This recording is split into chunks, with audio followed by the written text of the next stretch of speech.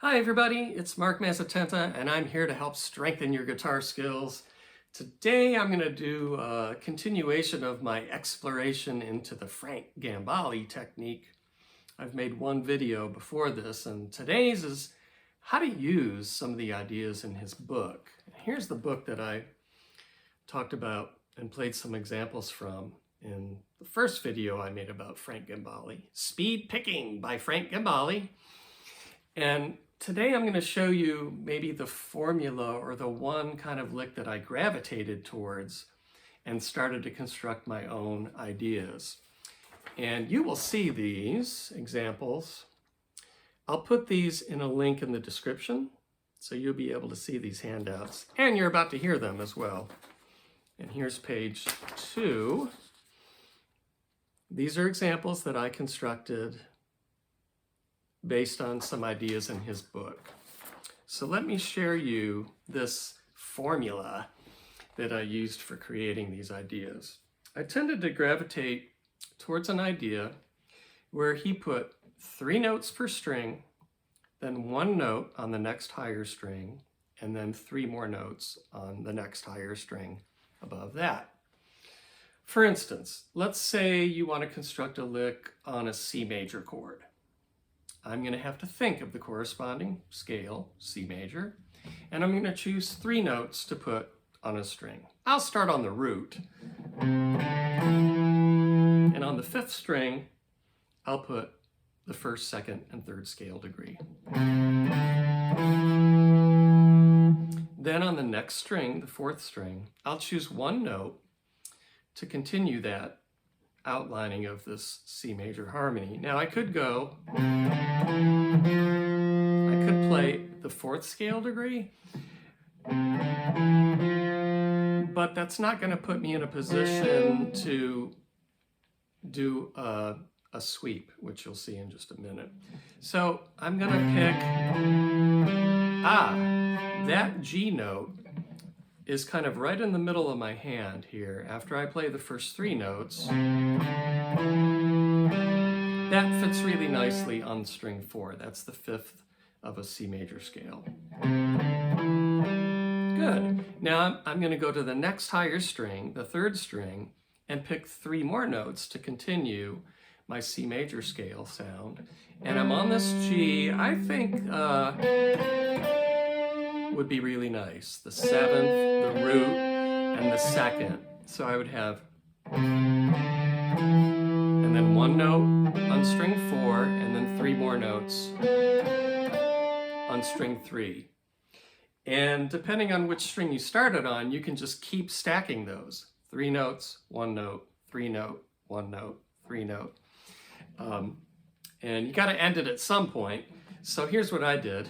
Here's my 3 notes, my 1 note, my 3 notes, and then I did it again. I had to choose 1 note on the next string over, which is string 2. And again, I tended to choose the note from the scale that was kind of in the middle of my hand. So that would be an E.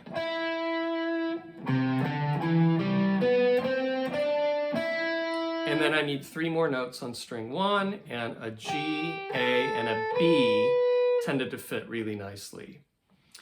So here's the whole pattern. I have C, D, E, G, B, C, D, E, G, A, B. And I labeled this a C major 7 because it tends to, it ends on that color note of the 7th scale degree. So here's the whole thing. Now the cool thing about that is you get a sweep that's embedded in there. That. String 5, string 4, string 3 gives you a nice sweep in there. Then when I get to, there's another sweep. String 3, 2, and 1.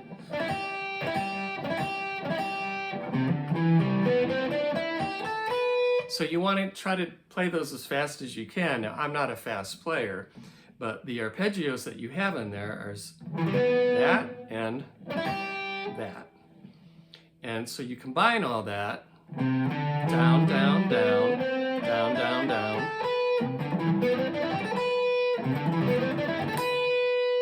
go backwards too.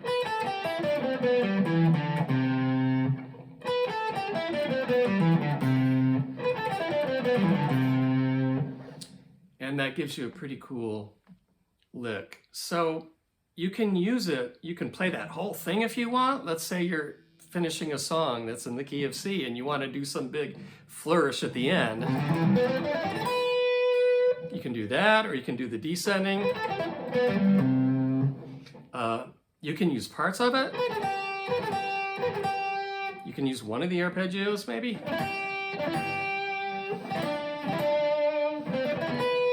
You know, you can kind of just use little segments of it to create some nice little ornaments.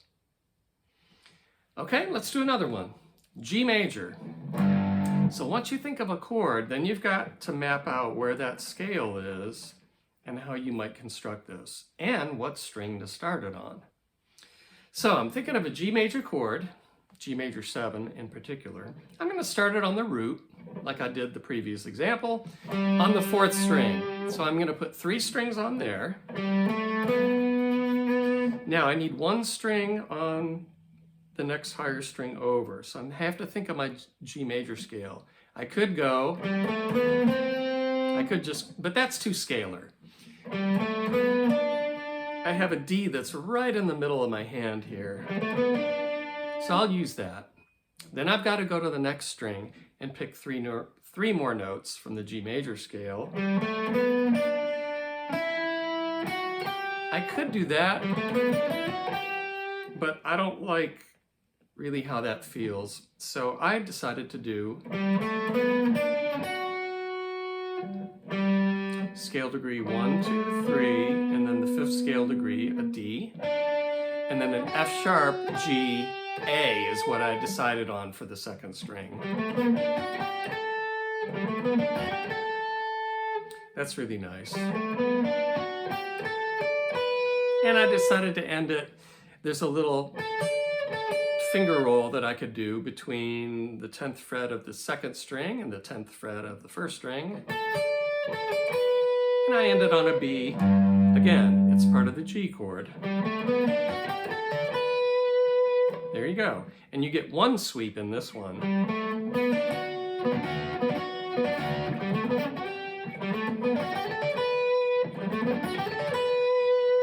It's kind of outlines the G major 7.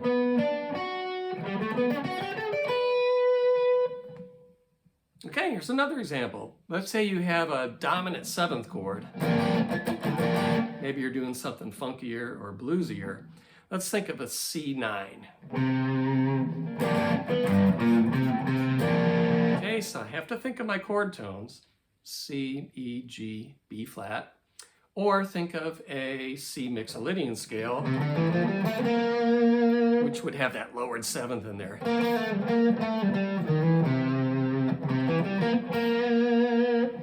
Okay, so I decided to start on the root. I'll put 3 notes on the 5th string, just like I did on the first example, but instead of, which was the major 7, I'm going to lower that 7th so it can be part of the C9 chord. Okay, then I'm gonna put 3 more notes. So there's 3 notes. My 1 note on the next string over, and then 3 more notes on the next string over. B flat, C, D. Okay, and that outlines. Sorry. Lowered 7th. And you can go backwards. Now you can do it up an octave. The arpeggio is a little tougher there because of the fingering. Finger 4, 3, 1. So I have C, D, E, G, B flat, C, D.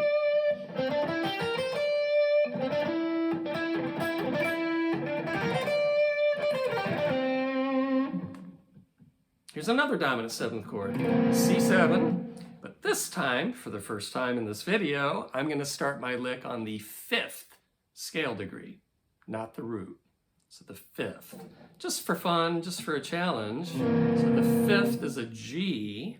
So I gotta find 3 notes from a C7 or a C Mixolydian scale, starting on a G. That's good. G, A, and B flat, perfect, on the 4th string. Now I need 1 note on the next string over. I'll pick a D because that's kind of in the middle of my hand. And I could play F, G, A, but I started getting tired of the ascending scale, so I went, all right, because if I had landed on, that's the 6th, which is a little odd, maybe a little too colorful, so I just kept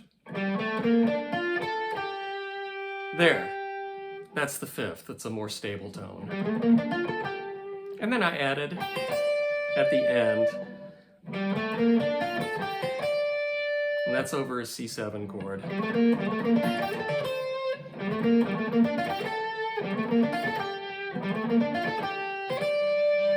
Now, that arpeggio, actually, if you look at it,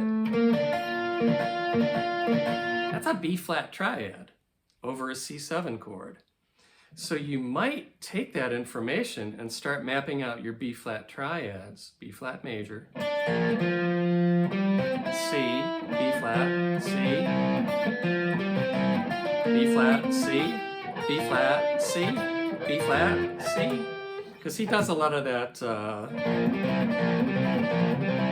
mine's a little messy, but trading back and forth between one triad and another. In this case, you can put a B flat major triad over that C7.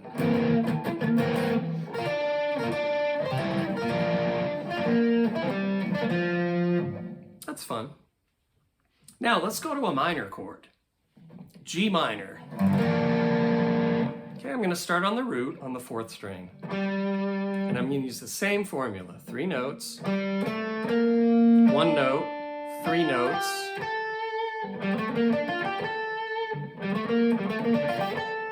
and then I added on the E string just to really make that G minor sound strong.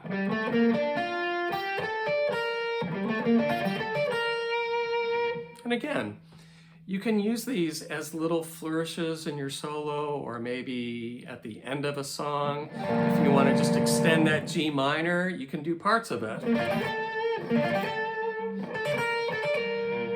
Or maybe backwards. Something like that. Here's another G minor chord, but now I want a Dorian sound. So Dorian has a really strong E note in there. G minor, and an E gives you a nice Dorian flavor. I'm going to start on the 5th of a G minor, so that would be a D. And that gives you that nice Dorian sound. So, 3 notes. I'm going to put them on the 5th string. Then I'm going to choose 1 note. And then I'm going to choose 3 notes. And again, instead of going up, I just switched them around a little bit. And that landed me on a D, which I could then arpeggiate a G minor triad. So I have, that's the whole lick. I've got 2 sweeps in this one.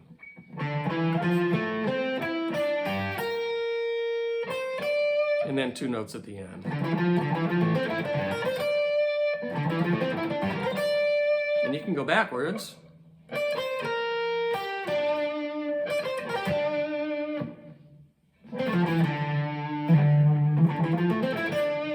You can do part of it like that.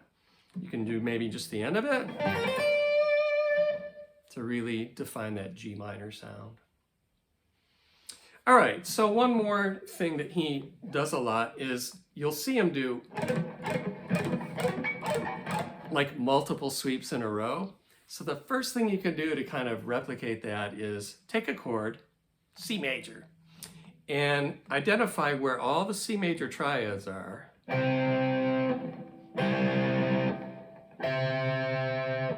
Okay, and then use those to arpeggiate.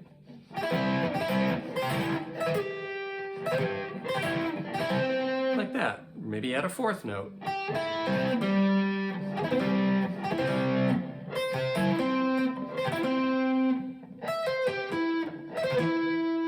And that's a good way to string them together. Something like that. You're just kind of extending that C major sound. On a minor chord, you can do the same thing. Let's take C minor. Okay, this time I'm going to start building my descending arpeggio on an extension of the chord. So in this case, I'm starting it on a B flat, and that's the 7th. So I'm calling this a C minor 7.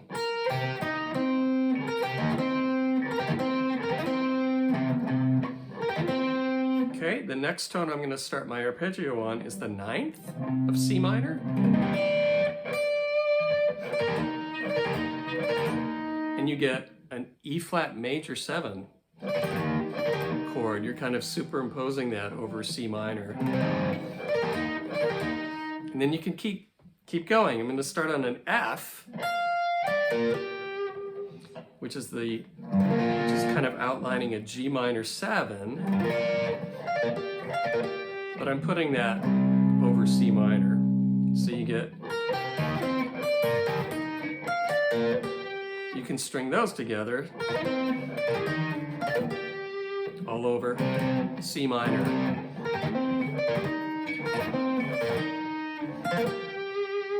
And it's a cool way to just extend, those sweeps that you're defining the chord, you're doing it in a little more colorful way. All right, everybody. So that was just kind of the lick that I gravitated towards, this 3 notes, 1 note, 3 note kind of a thing.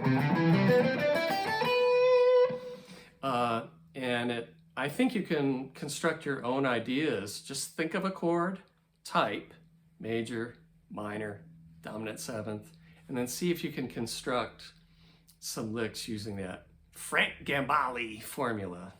Good luck, everybody, and I'll see you at the next video.